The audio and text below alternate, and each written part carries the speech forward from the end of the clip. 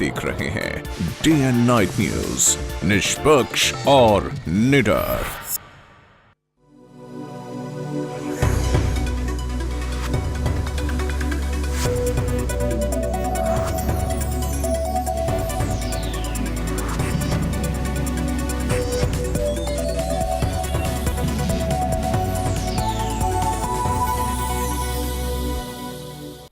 नमस्कार, मैं हूं विवेक शर्मा और हिमाचल समाचार विस्तार से। हिमाचल प्रदेश के ब्यास नदी में रविवार को हुए हादसे में हैदराबाद के इंजीनियरिंग के करीब 24 छात्र बह गए। रविवार शाम मंडी से करीब 40 किलोमीटर दूर मनाली कीरतपुर राजमार्ग पर थालोट के पास ब्यास नदी में यह हादसा हुआ। ताज़ा जानकारी के अनुसार 5 छात्रों के शव अब तक बरामद किए गए हैं और अन्य की तलाश में रेस्क्यू ऑपरेशन लगातार जारी है। मंडी से 40 किलोमीटर दूर थालोट में ये छात्र कैमरे से तस्वीरें ले रहे थे, तभी लारची डैम के गेट खोले जाने से पानी अचानक बढ़ गया और 18 लड़के और 6 लड़कियां पानी में बह गए। इन्हें तलाश करने के लिए कोशिशें की जा रही हैं, लेकिन रात में अंधेरा होने की वजह से बीते दिन तलाशी अभियान रोक दिया गया था। सुबह होते ही छात्रों की तलाशी का काम फिर से शुरू हुआ। अब तक 5 छात्रों के शव मिले हैं। फिलहाल इस अभियान में नेशनल डिजास्टर रिस्पांस फोर्स यानी NDRF की 2 टीमें मौके पर मौजूद हैं। ये टीमें बचाव अभियान में पूरी तरीके से जुटी हुई हैं।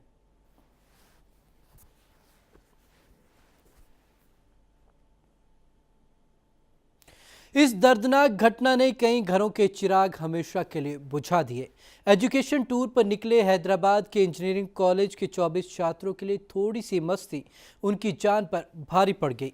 जैसे ये छात्र फोटोग्राफी करने नदी के तट पर पहुंचे, वैसे ही लारची परियोजना से छोड़े गए पानी का तेज बहाव सभी छात्रों को अपने साथ बहा ले गया। इस दर्दनाक हादसे ने पूरे देश को हिलाकर रख दिया है। 2014 यह तारीख हिमाचल प्रदेश के इतिहास में काले अध्याय के रूप में शामिल हो गई। रविवार को हैदराबाद के 48 छात्र एजुकेशन टूर और मस्ती के लिए मनाली से मंडी की ओर निकले। रास्ते में ओट के पास 24 छात्र ब्यास नदी के तट पर फोटोग्राफी करने के लिए सड़क से नीचे उतरे। कुछ समय तक तो छात्रों ने ब्यास नदी के पास जमकर मस्ती की, लेकिन थोड़ी ही देर में वहीं पर मातम पसर गया।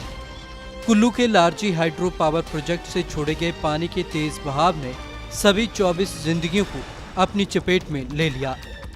इस घटना की जानकारी जैसे ही मंडी जिला प्रशासन को लगी, बचाव कार्य शुरू कर दिया गया, लेकिन रात होने के चलते सर्च ऑपरेशन को सोमवार सुबह तक के लिए टाल दिया गया।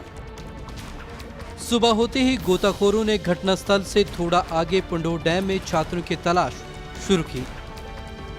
डैम का पानी भी रोक दिया गया। वहीं स्थानीय प्रशासन, सेना के जवानों और स्थानीय पुलिस ने भी बचाव कार्य शुरू किया।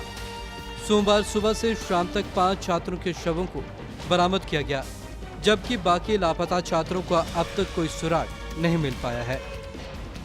मंडी में हुए इस दर्दनाक घटना ने पूरे देश में शोक की लहर छा गई।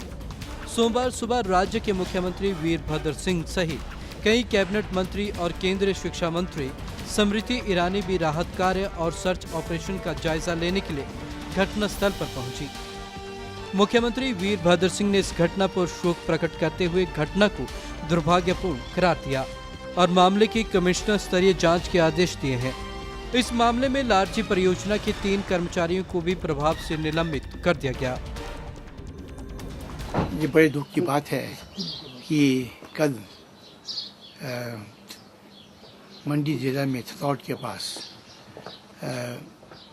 आंध्र प्रदेश के कुछ स्कूल के बच्चे जो आए थे, उनकी बस रुकी और वो वहाँ पर पास से में बह रही ब्यास नदी में वो शायद वो तैरने के लिए या पानी पीने के लिए गए,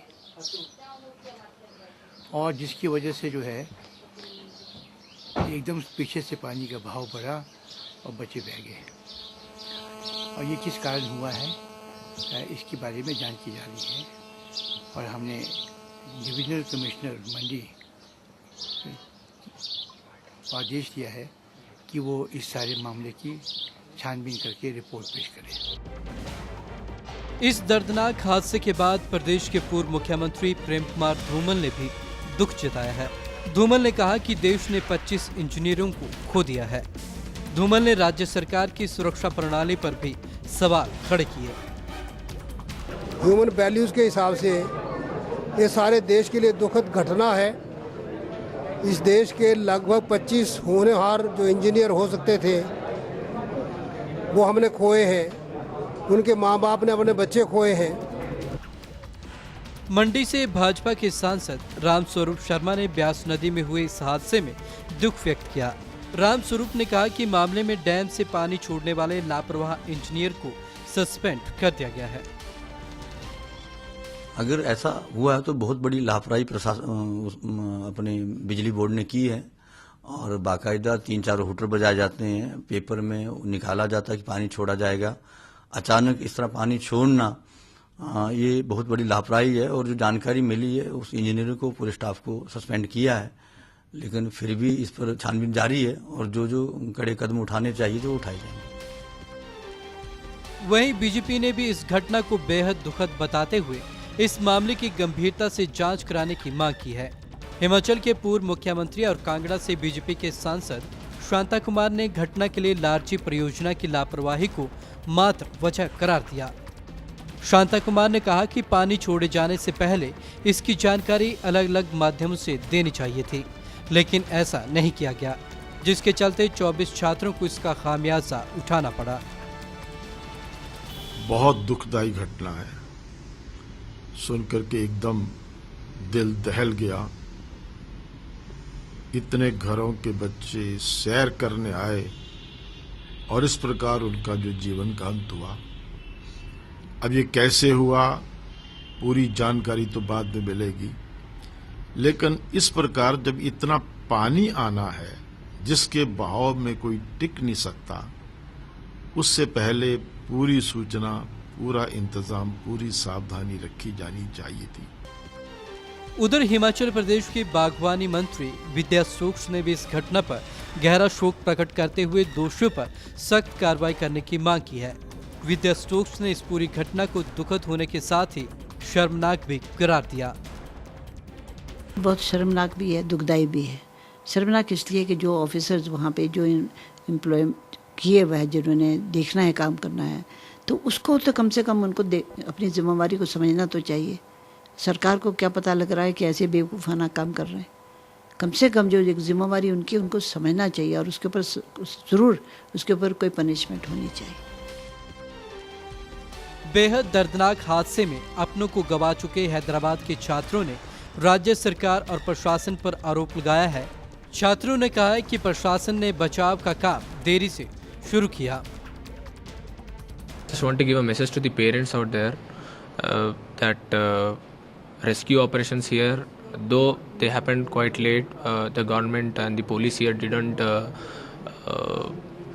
listen or didn't respond properly, but now it seems in the morning the operations are going to take momentum. बहरहाल बाकी लापता छात्रों के लिए सेना और प्रशासन का संयुक्त सर्च ऑपरेशन जारी है। सभी छात्रों को कब तक खोजा जा सकेगा, इस पर फिलहाल प्रशासन कुछ भी कहने की हालत में नहीं है। किसी की लापरवाही ने कई घरों के चिराग हमेशा हमेशा के लिए बुझा दिए। इस घटना के लिए कौन जिम्मेदार है, इसका खुलासा कमिश्नर स्तरीय जांच पूरा होने के बाद होगा। इससे पहले भी ब्यास नदी कई लोगों को अपना ग्रास बना चुकी है। बावजूद इसके सरकार ने अब तक ऐसी घटनाओं की रोकथाम के लिए कोई सबक नहीं लिया है। कैमरा पर्सन राजेश कुमार के साथ Mohit Prem Sharma, day and night news, Shimla. इस खबर पर पूरे अपडेट के लिए हमारे साथ जुड़ रहे हैं हमारे संवाददाता अंकुश सूद। जी अंकुश, बताएं अब तक क्या ताजा अपडेट है पूरे घटनाक्रम पर?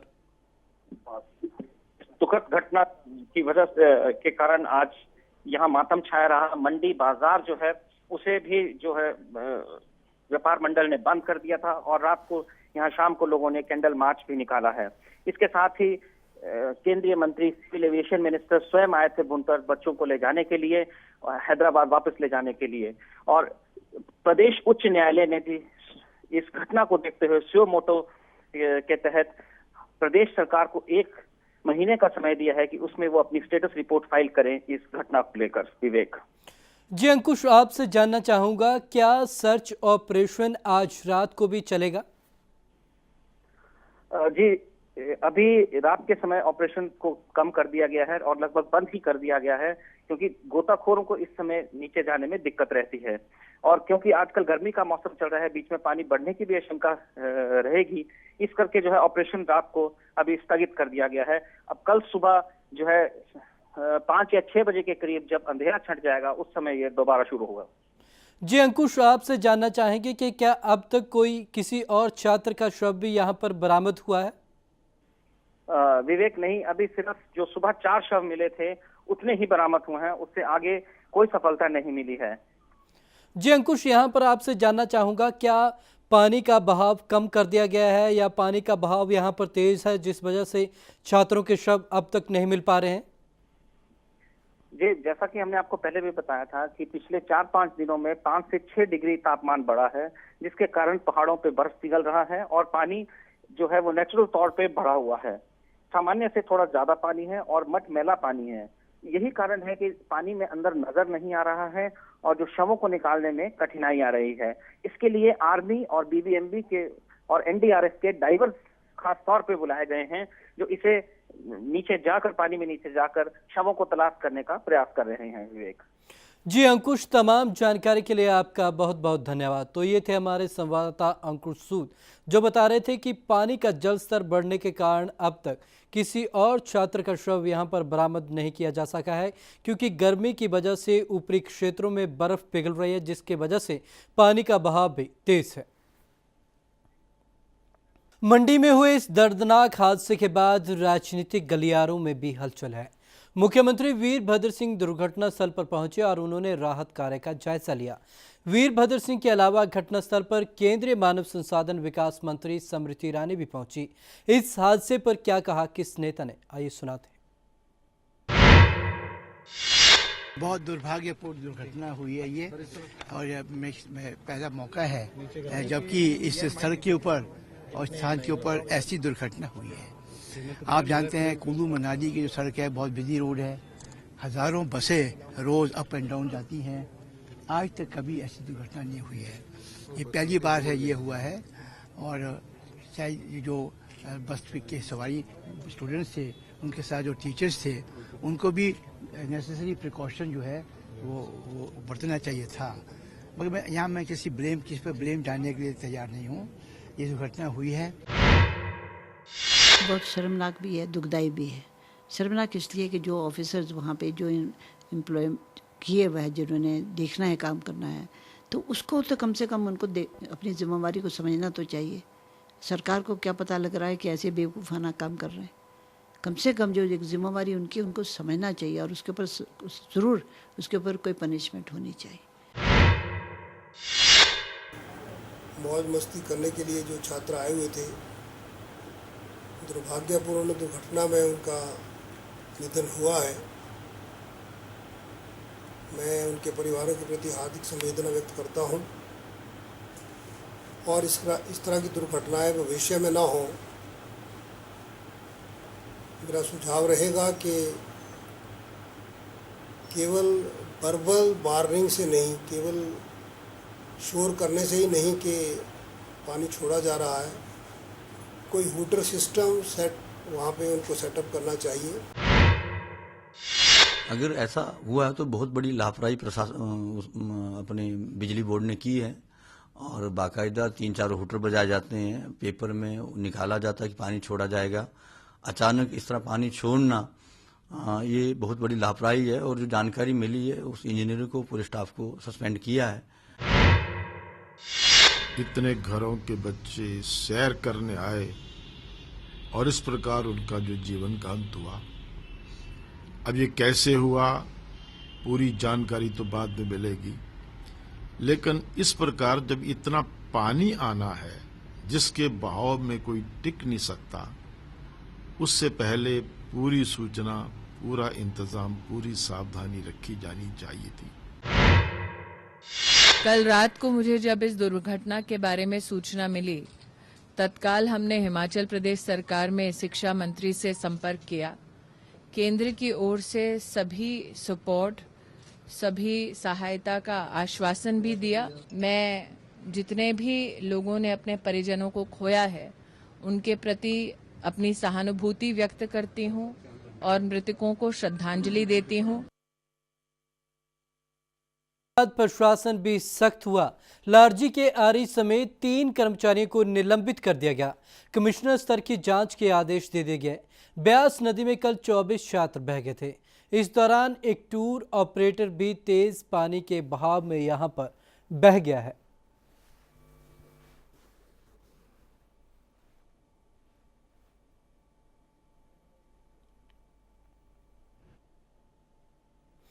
ब्यास नदी में छात्रों के डूबने की घटना के बाद केंद्रीय मानव संसाधन विकास मंत्री स्मृति ईरानी दुर्घटना स्थल पर पहुंची।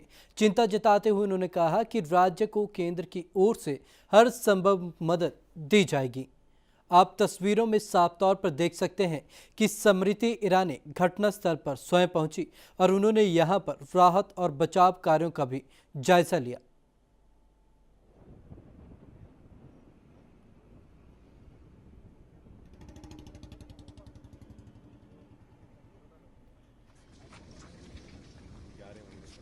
कल रात को मुझे जब इस दुर्घटना के बारे में सूचना मिली, तत्काल हमने हिमाचल प्रदेश सरकार में शिक्षा मंत्री से संपर्क किया।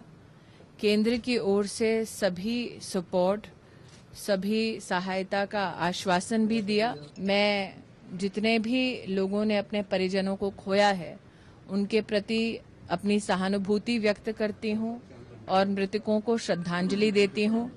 मुझसे कहा गया है कि एक इन्वेस्टिगेशन की जा रही है। कुछ लोगों को इस विषय में सस्पेंड भी किया गया है। इन्वेस्टिगेशन की रिपोर्ट आने के बाद ही मैं इस पूरी घटना पर अपनी टिप्पणी दे पाऊंगी।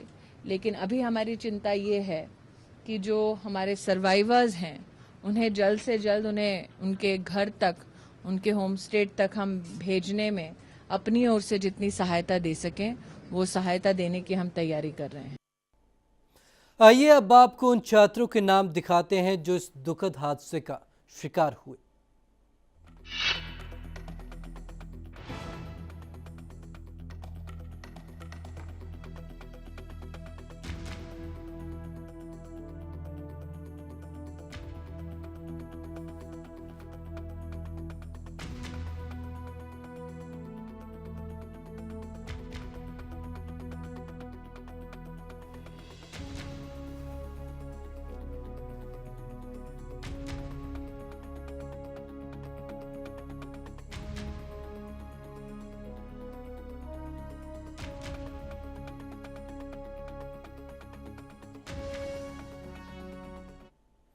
लोक निर्माण विभाग मंडल कार्यालय पद्धर में रात्रि ड्यूटी पर तैनात चौकीदार ताराचंद का शव संदिग्ध हालात में मिलने से पद्धर क्षेत्र में सनसनी फैल गई। विभागीय कार्यालय से कुछ ही दूर निजी जंगलों के साथ लगते खेतों में पेड़ से लटका हुआ उसका शव बरामद हुआ। मंडी के पद्धर में लोक निर्माण विभाग के कार्यरत चौकीदार का संदिग्ध हालात में शव मिलने से पूरे क्षेत्र में सनसनी फैल गई है। लोक निर्माण विभाग कार्यालय पद्धर में तैनात चौकीदार ताराचंद का शव रविवार सुबह विभागीय कार्यालय से कुछ ही दूर नीचे जंगल के साथ लगते खेतों में पेड़ से बंधा हुआ मिला। जानकारी के अनुसार ताराचंद शनिवार रात्रि को भी ड्यूटी देने घर से कार्यालय आया था। रात को करीब 8:30 बजे उसके घर से उसकी पत्नी ने मोबाइल पर फोन किया, लेकिन ताराचंद ने फोन काट दिया। इसके बाद जब उसकी पत्नी ने दोबारा फोन मिलाया तो वह स्विच ऑफ आया। शंका होने पर बार बार फोन न मिलने के बाद परिवार वालों ने उपमंडल कार्यालय में तैनात दूसरे चौकीदार डोलाराम को फोन किया और ताराचंद को देखने के लिए कहा। डोलाराम मंडलीय कार्यालय में गए तो वहां पर उन्हें ताला लगा हुआ मिला। पूरी रात ताराचंद को ढूंढने के बाद सुबह करीब 8 बजे के आसपास मृतक का भांजा और उसका दोस्त, जो कि बिजली विभाग पद्धर में कार्यरत हैं, जंगल के साथ बनाई गई गौशाला की तरफ गए तो वहीं उन्हें शहतूत के पेड़ के साथ उन्हें उसका शव लटकता हुआ मिला। रात को उनकी ताराचंद की मिसेज ने फ़ोन किया और उसके पश्चात जो उसका मोबाइल फ़ोन ऑफ हो गया, जिस पर गांव वालों को, उस घर वालों को डाउट हुआ तो उन्होंने फिर जो है कल शाम रात से ही या सवेरे से ढूंढना कोशिश की, लेकिन कहीं नहीं मिले। तो जिस पर जो है जैसे ही हम थाने से चलने वाले थे तो थाने पर फ़ोन आ गया कि भाई डेड बॉडी जो है उसकी पद्धर से हॉस्पिटल के निचली तरफ पड़ी हुई है। मौका पर जो है देखा तो उसकी नाश जो है वो खेत में पेड़ के साथ गले में रस्सी बांध करके पड़ी हुई थी।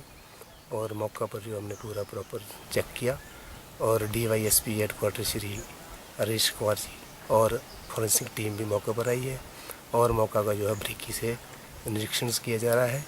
अभी तक जो है मौत का इसके बारे में कोई नहीं किया जा सकता है और जो कार्रवाई चली हुई है और पोस्टमार्टम करवाने के पश्चात जैसी भी सूरत होगी तो कार्रवाई होगी।